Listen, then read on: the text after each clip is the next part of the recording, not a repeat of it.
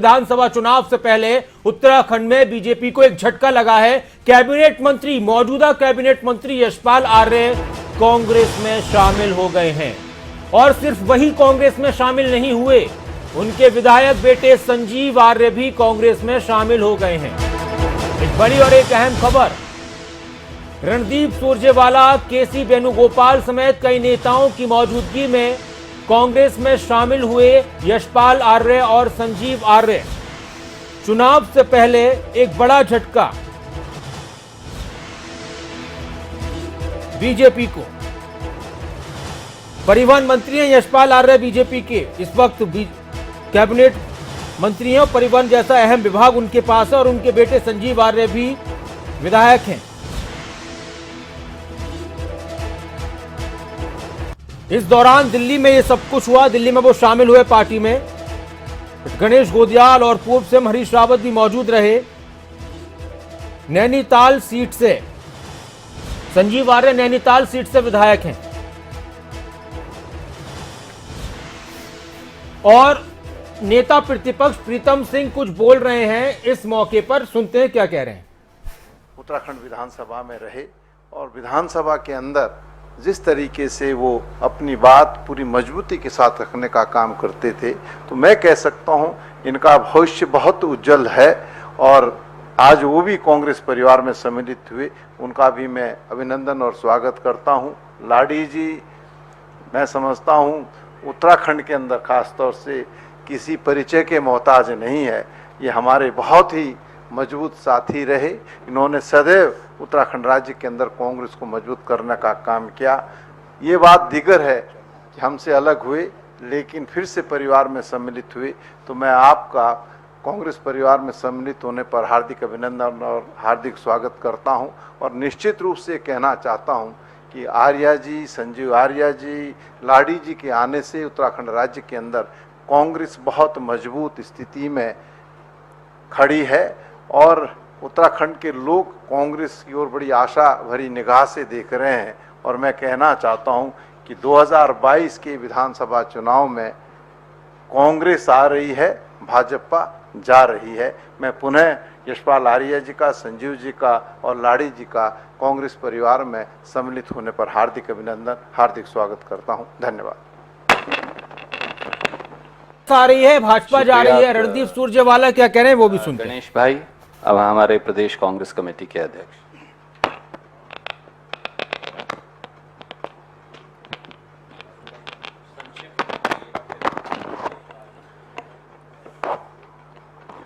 भी हमारे साथ जुड़ेंगे, उनसे भी बात करेंगे, लेकिन सम्मानित मंच, कांग्रेस के प्रदेश अध्यक्ष गणेश गोदियाल क्या कह रहे हैं वो सुनते हैं। पत्रकार साथियों, उत्तराखंड प्रदेश कांग्रेस के लिए आज का दिन और ये क्षण बहुत ही महत्वपूर्ण है और मैं आदरणीय यशपाल आर्य जी का और हमारे अनुज संजीव आर्य जी का और साथ में श्री हरेंद्र सिंह राठी जी का कांग्रेस पार्टी में हार्दिक स्वागत करता हूं, अभिनंदन करता हूं।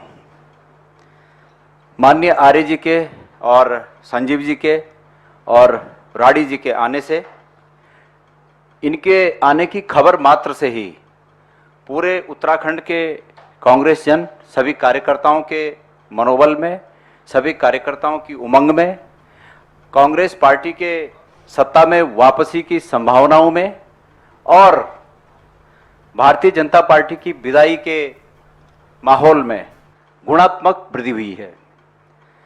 मैं सभी लोगों ने, सभी आदरणीय हमारे वक्ताओं ने आर्य जी के बारे में कहा और मैं आपसे इतना कहना चाहता हूं कि आर्य जी लंबे समय तक उत्तराखंड प्रदेश कांग्रेस कमेटी के अध्यक्ष रहे और मुझे भी उनके नेतृत्व में पौड़ी गढ़वाल जिले का जिला अध्यक्ष रहने का उस समय सौभाग्य प्राप्त हुआ और मैं उनकी कार्यकुशलता से अच्छी तरह परिचित हूं। साथियों, यशपाल आर्य भी बोलेंगे और वो बीजेपी में थे, अब वो कांग्रेस में क्यों आ गए ये भी वो बताएंगे। एक छोटी सी प्रतिक्रिया हमारे संवाददाता नासिर हुसैन देहरादून से हमारे साथ जुड़ गए हैं। नासिर, हम दिखाएंगे, सारे लोग उस वक्त बोल भी रहे हैं, लेकिन ये बताइए कि आखिर ऐसा हुआ क्या? बीजेपी जाहिर सी बात है कि मजबूत है उत्तराखंड में भी, यशपाल आर्य पहले हुआ करते थे कांग्रेस में, फिर वो बीजेपी में आए, अब दोबारा से कांग्रेस में घर वापसी क्यों, क्या क्या वजह रही हैं, जो अहम विषय है वो बता दीजिए।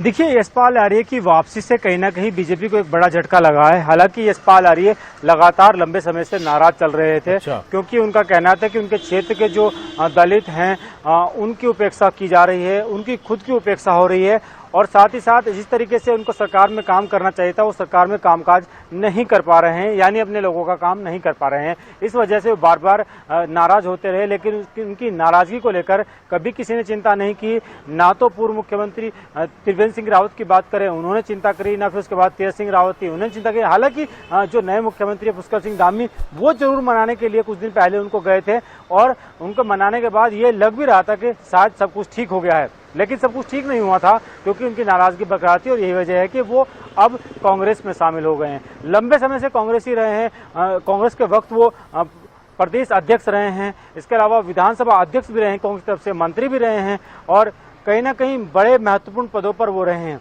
तो कांग्रेस उनका घर है, और जिस तरीके से अब वो वापस आए हैं, घर वापसी इसको कहा जा सकता है। लेकिन जिस तरह की नाराजगी उनकी बीजेपी में लगातार रही, हालांकि वो बीजेपी में चले गए थे किसी कारण से, जब 2017 में जब चुनाव होने वाले थे तब वो बीजेपी में आ गए थे, लेकिन उनका मन कहीं ना कहीं कांग्रेस का, उनका जो झुकाव था कांग्रेस की तरफ ही रहा है, और तभी से वो लगातार सरकार में अपनी बात मनवाने के लिए नाराजगी दिखाते रहे, उनकी नाराजगी किसी ने नहीं देखी। शुक्रिया नासिर, आपके पास आएंगे। और दिल्ली में इस वक्त कांग्रेस के नेताओं के साथ यशपाल आर्य, जिन्होंने बीजेपी से अब उन्होंने कांग्रेस का दामन थाम लिया है, और बहुत पुराने कांग्रेसी रहे हैं। 2017 में वो आ गए थे बीजेपी में, मंत्री बनाए गए, बहुत अहम उनको विभाग मिले हुए, परिवहन विभाग और आबकारी विभाग जैसे विभाग मिले हुए। इस वक्त की एक बड़ी खबर दर्शकों को कि कांग्रेस में शामिल हुए हैं उत्तराखंड के कैबिनेट मंत्री यशपाल आर्य, मौजूदा कैबिनेट मंत्री, और उनके विधायक बेटे संजीव आर्य भी कांग्रेस में शामिल हो गए। यशपाल आर्य बोल रहे हैं, क्या वजह बताएंगे, क्या कहेंगे, सुनते हैं।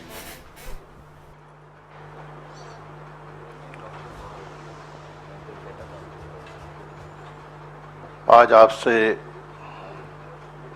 आदरणीय पत्रकार बंधुओं से इस पवित्र मंदिर में रूबरू होने का, मुखातिब होने का सौभाग्य प्राप्त हुआ है। और इस अवसर पर हमारे संगठन महामंत्री आदरणीय वेणुगोपाल जी, हमारे वरिष्ठ नेता पूर्व मुख्यमंत्री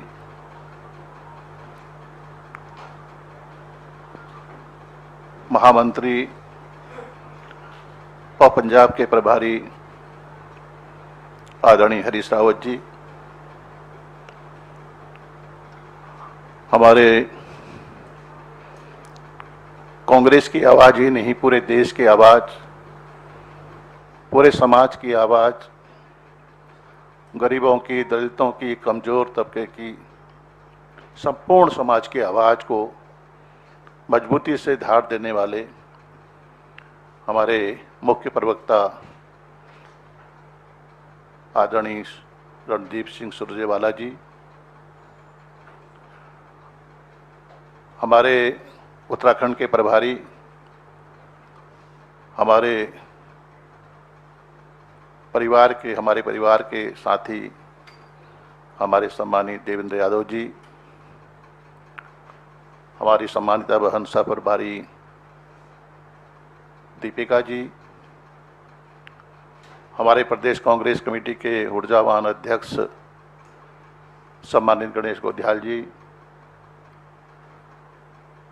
और हमारे जिनके साथ मुझे काम करने का, विधायक के रूप में काम करने का लगातार अवसर मिला है, नेता प्रतिपक्ष के रूप में आज जिन्होंने अपनी एक छाप छोड़ी है उत्तराखंड में, हमारे सम्मानित प्रीतम सिंह जी। इस अवसर पर मेरे सुपुत्र संजीव आर्य जी, हमारे मित्र हरेंद्र सिंह लाडी जी, सम्मानित मंच और इलेक्ट्रॉनिक मीडिया, प्रिंट मीडिया के सभी मेरे सम्मानित भाई और बहनों, निश्चित रूप से आज का दिन मेरे लिए एक महत्वपूर्ण दिन है। आज हमारे नेता, हमारे लीडर आदरणीय राहुल गांधी जी के नेतृत्व में, उनके आशीर्वाद से मुझे यहाँ पर कांग्रेस के इस पवित्र मंदिर में आने का सौभाग्य और सुअवसर प्राप्त हुआ है। यूँ कहूँ कि आज मैं अपने परिवार में आया हूँ, पुनः अपने परिवार में सम्मिलित हो रहा हूँ। मेरी घर वापसी हो रही है और इससे सुखद दिन कोई हो ही नहीं सकता। सुखद अनुभूति, सुखद एहसास, और मैं बहुत सुकून महसूस कर रहा हूँ।